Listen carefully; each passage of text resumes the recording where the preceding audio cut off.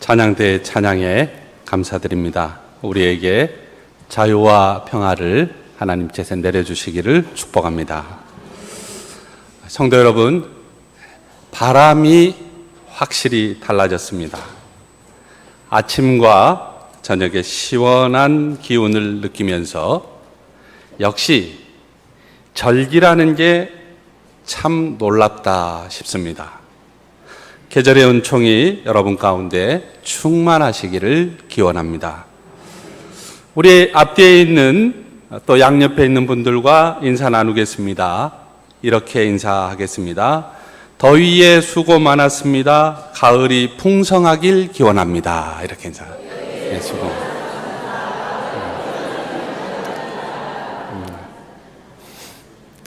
네, 오늘은 우리 교회가 지키는 광복절 기념주일입니다.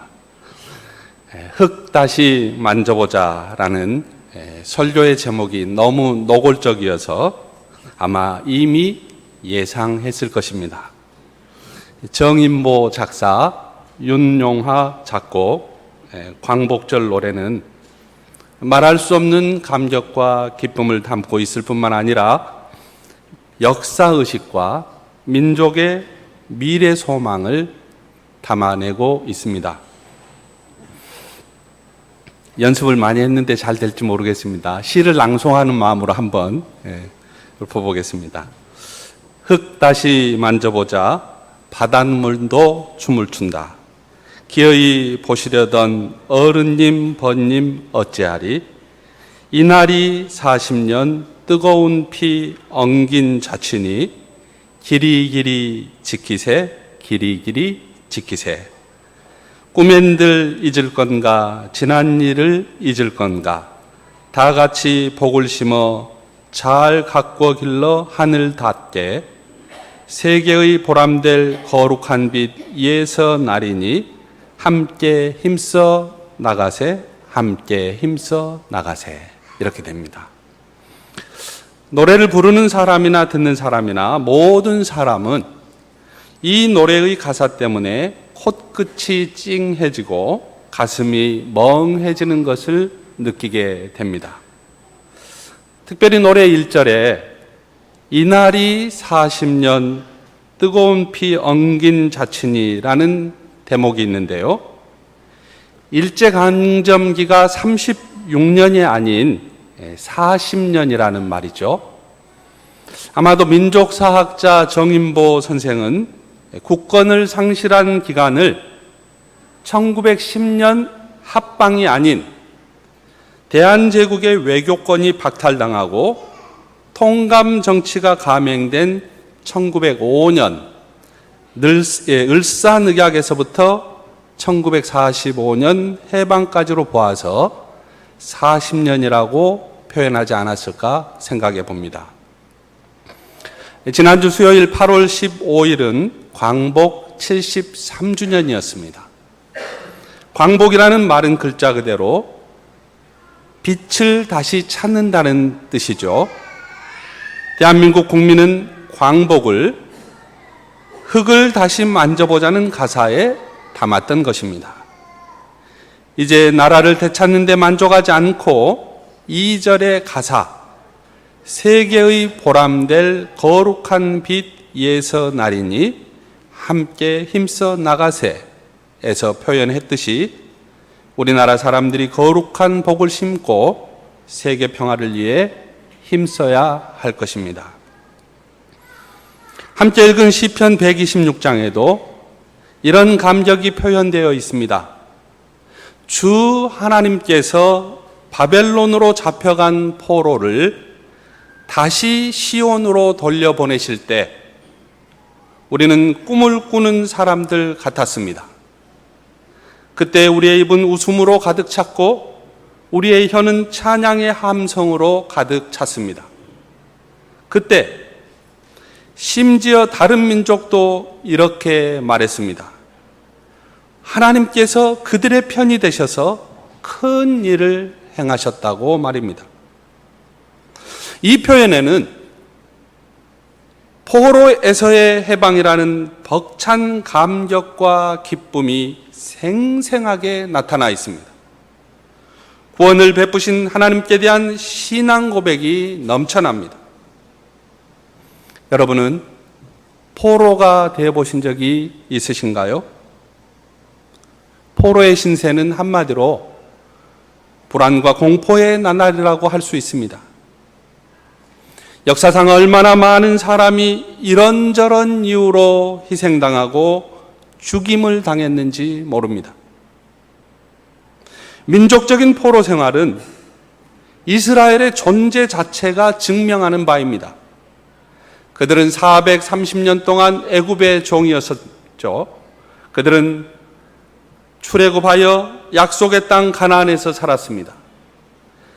사사시대와 왕정시대를 지나서 약 800년 동안 지내다가 지금부터 2600여 년 전 다시 바벨론의 포로가 되어 70년 동안을 포로로 생활하였습니다.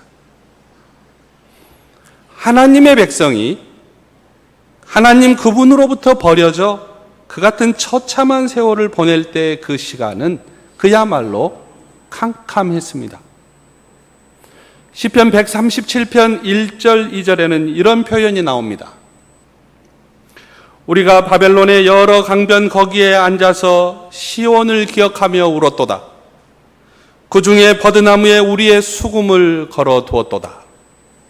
이 말은요, 포로된 자로서 고통과 슬픔으로 인하여 악기 연주하는 것을 그쳤다는 말입니다. 이스라엘 백성에게 있어 수금은 하나님께 드리는 예배에서 기쁨으로 연주하는 악기였습니다. 하지만 바벨론의 포로가 되어 끌려온 이스라엘 백성은 하나님께 드릴 예배가 사라지고 바벨론 사람들의 술자리에서 여흥을 돋우는데 수금을 사용해야 했습니다. 그러기에 대적의 조롱거리가 되느니 차라리 연주를 그만두었던 것입니다. 포로된 백성의 피해를 단적으로 표현한 말입니다. 이런 세월을 보낸 그들이 하나님의 도움으로 포로에서 풀려날 때의 기쁨은 그 무엇으로 비교할 수 있겠습니까?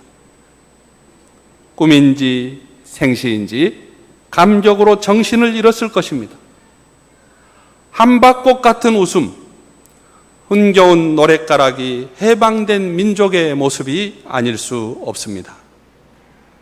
아마 그들은 좌절과 침체의 정신적 공황에서 하나님의 용서와 구원을 경험했기에 용기 백배하여 하늘을 날 듯한 감격, 그것뿐이었을 것입니다.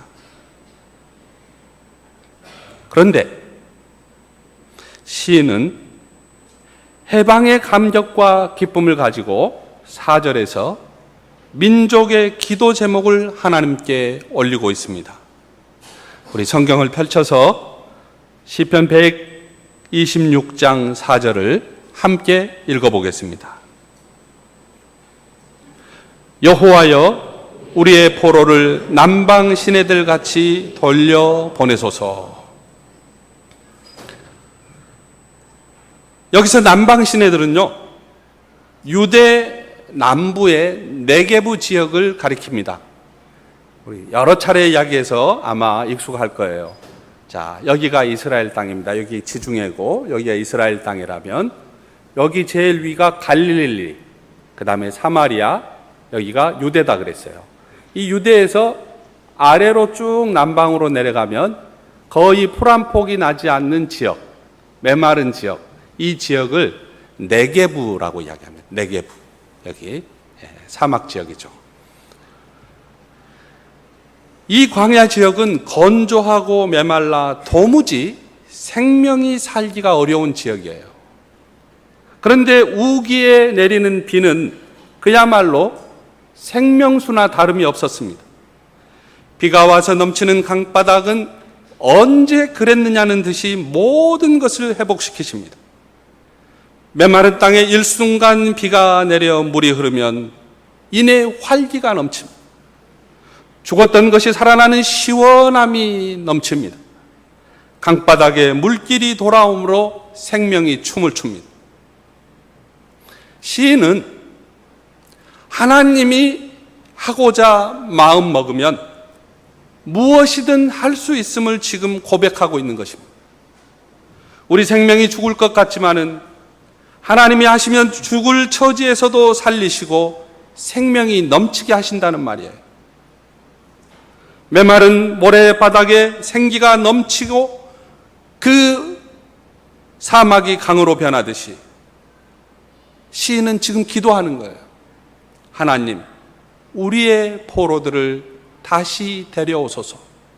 하나님, 우리의 포로들을 다시 데려오소서. 지금 시인은 하나님께 남은 포로들을 돌아오게 해달라고 간절히 호소하고 있는 것입니다. 역사적으로 볼 때 이스라엘은 1차 포로 귀환이 있었고 그 다음에 또 2차로 포로 귀환이 있었는데 지금 그 사이에 이 시가 지어진 것 같아요. 그래서 하나님, 남은 포로들을 돌아오게 하시되 어떻게? 그 네게부 지역에 하나님의 비가 내려서 죽었던 땅이 다시 살아난 것처럼 하나님, 그렇게 속히 포로들을 돌아오게 해 주십시오. 지금 기도했던 것입니다. 시편 126장 4절은 이렇게 미래를 하나님께 소원하고 있는데요. 지금 우리의 상황에서 이 구절을 다시 읽어볼 수 있습니다. 이렇게 표현할 수 있죠. 주 하나님, 네게부의 시내들에 다시 물이 흐르듯이 포로로 사로잡힌 우리가 다시 한번 번영하게 해 주십시오. 혹은 주님, 아직 남아있는 포로들, 지금 이 땅에 해결되지 않는 많은 문제를 속히 해결시켜 주십시오. 제가 지금 바꾼 말이 아니고 다른 성경에 번역되어 있는 말이에요. 그렇습니다. 여기서 남아있는 포로는 해결되어야 할 지금 이 땅의 많은 문제로 볼 수 있다는 거예요. 하나님, 아직 온전한 해방이 이루어지지 않았는데 하나님, 완전한 해방이 아직 너무나 멀리 있는데 속히 이 온전한 해방으로 우리가 기쁨을 다시 맛보게 해 주십시오. 그런 뜻이라는 거예요. 광복 73주년을 맞아 우리 교단총회는 온전한 광복을 이루도록 선한 영향력을 끼치는 교회가 될 것을 강조했습니다. 그래서 총회장의 목회 서신 가운데 이런 귀절이 있습니다. 73년 전 8.15 광복은 하나님의 은혜이며 애국지사들의 희생과 헌신 덕분입니다. 그러나 우리의 광복은 온전하지 않았습니다. 광복 이후 한반도는 남과 북으로 분단되었고 한국교회도 분열되고 말았습니다.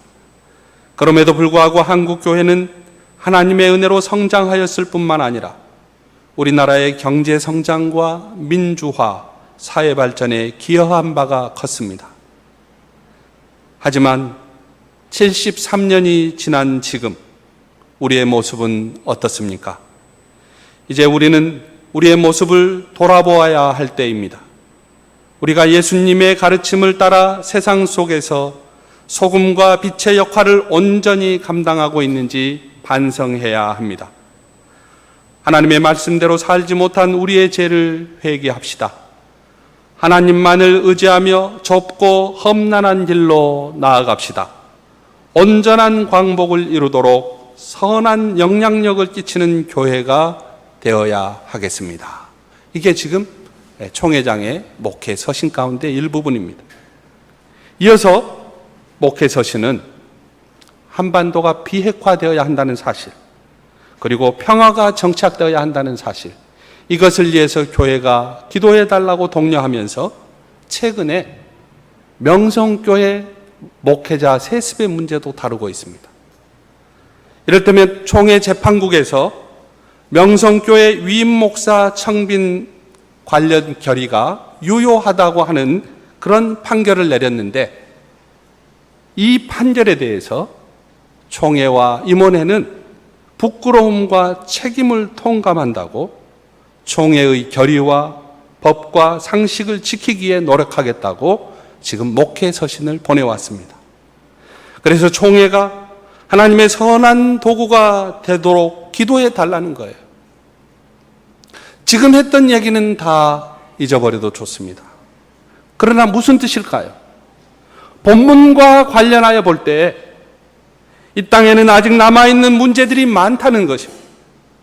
아직 포로에서 돌아오지 못한 사람들처럼 광복절 73주년을 맞이했지만은 온전한 광복을 맞이하기에는 여전히 해결해야 할 문제들이 쌓여 있다는 것입니다.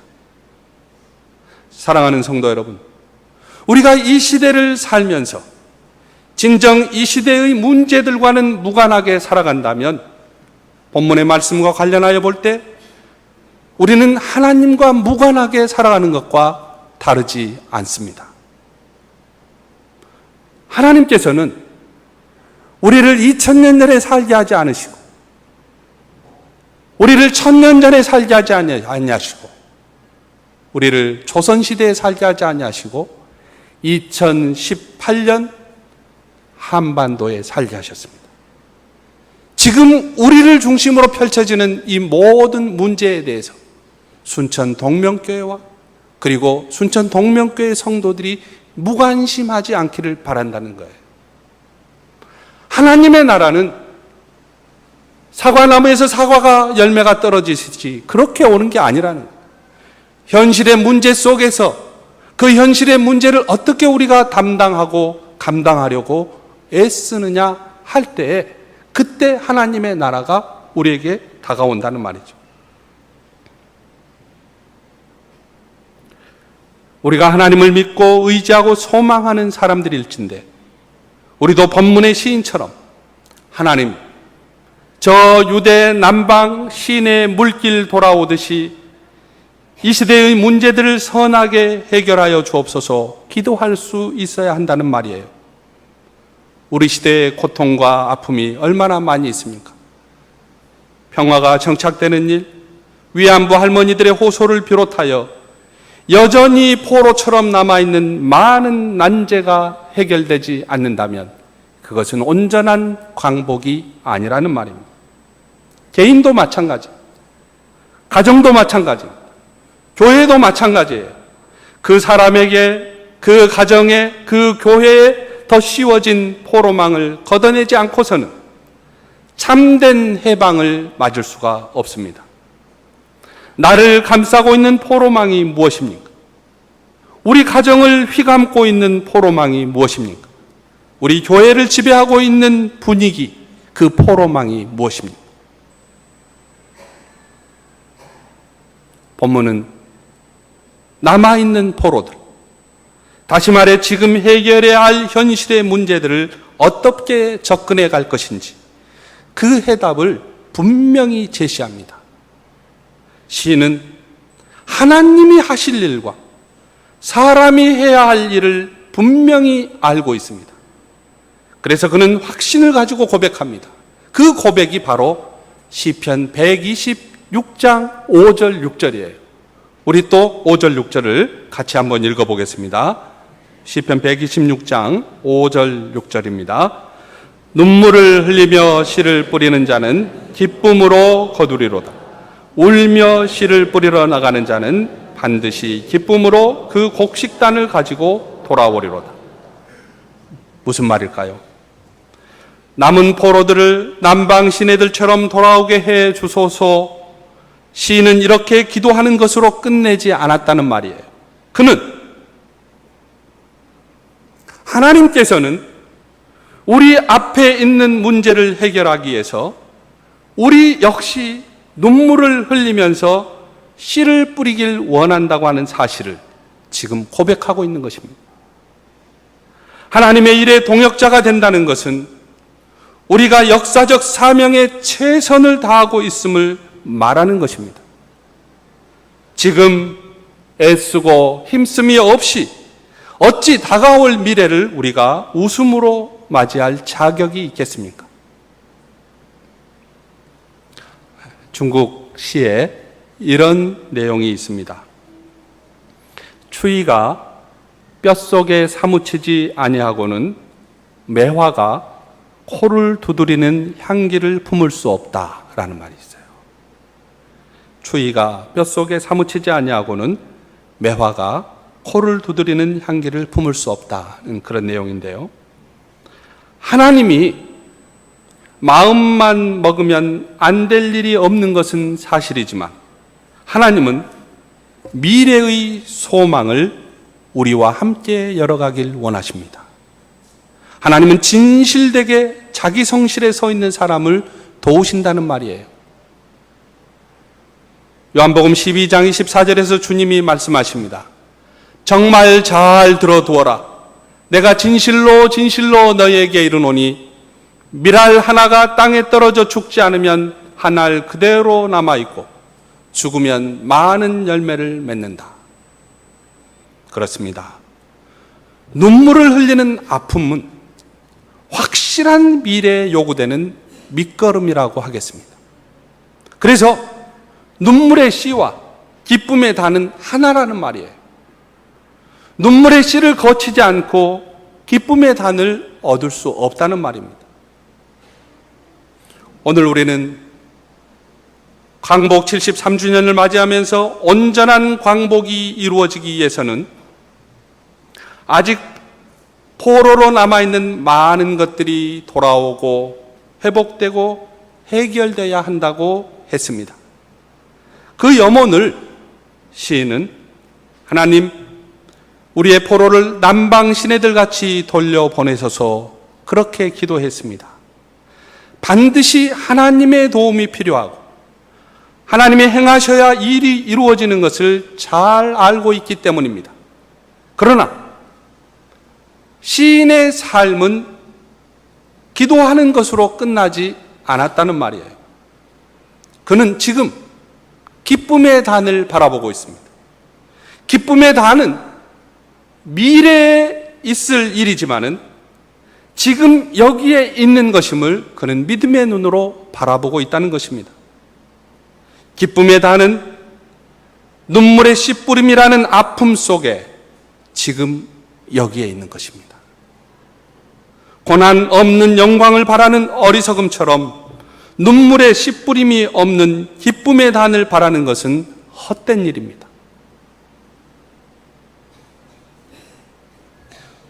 우리는 설교의 시작에서 흙 다시 만져보자고 광복절 가사를 떠올렸습니다. 이 노래에서의 흙은 일제강점기의 흙이 아닙니다. 해방된 나라의 흙입니다. 다시 생명이 흐르고 고운 향기를 피워내고 다음 세대의 토대가 되는 향기로운 어머니의 젖가슴과 같습니다. 해방된 나라의 흙은 나라를 빼앗기고 국권을 상실된 그런 나라의 흙과 질감이 달랐을 것입니다. 그러나 여러분, 이 시간 우리가 흙을 다시 만지자는 것은 기쁨과 감격의 차원에 머물러 서서 단순히 우리의 땅을 만지자는 것 그 이상입니다. 아직 온전한 광복이 이루어지지 못한 상황을 직시하고 우리가 거기에 대면하자는 것입니다. 그리고 지금의 고된 씨뿌림 그 자체에서 기쁨의 단을 바라보자는 것입니다. 이 시간 우리는 하나님의 나라를 그토록 갈망하지만 그 나라를 바라면서 우리의 정성을 다해 지금 씨를 뿌리려는 자세가 되어 있는지 살펴야 하겠습니다. 성도 여러분, 하나님이 우리를 도우십니다. 이 변함없는 진실입니다. 하나님이 우리 가정에 은혜를 베푸십니다. 하나님이 우리 교회에도 넘치는 은총을 주셨습니다. 우리 민족 가운데 광복을 허락하시고 교회가 성장하게 하시고 교회를 통해서 경제 성장과 민주화와 사회 발전에 기여하게 하셨습니다. 그러나 아직 온전한 광복으로 나아가기에는 해결해야 할 일들이 많이 남아 있습니다. 우리 교회 일도 마찬가지입니다. 계획을 세워놨다고 그 일이 되는 것이 아닙니다. 거기에 눈물의 씨뿌림이 있어야 됩니다. 성도 여러분, 우리가 다시 흙을 만지면서 기꺼이 하나님의 부름에 동참할 수 있는 성도들이 되시기를 축복합니다. 하나님의 나라는 오늘 이 땅의 문제를 통해서 우리 앞으로 다가옵니다. 지금 내가 처해 있는 가정의 문제들을 통해서 우리에게 다가온다는 거예요. 지금 우리 교회가 하고 있는 일들을 통해서 우리에게 다가온다는 거예요. 멍하니 앉아서 열매만 기다리는, 그렇게 해서 열매가 얻어진다면 그것은 진정 기쁨의 단은 아닐 것입니다. 정성을 다하지 않으면 삶이 허전할 수밖에 없습니다. 마음을 쏟아 집중하여 거기에 눈물을 뿌리고 일하는 사람은 태도가 다릅니다. 씨를 뿌릴 수 있을 때가 아직 우리에게 주어졌다는 것이 얼마나 큰 은혜이고 감사인지, 씨를 뿌릴 수 있는 은혜를 우리 소홀히 여기지 말고 감사함으로 정성을 다해 일할 수 있도록 하나님이 여러분과 함께 하시기를 축복합니다. 기도하겠습니다.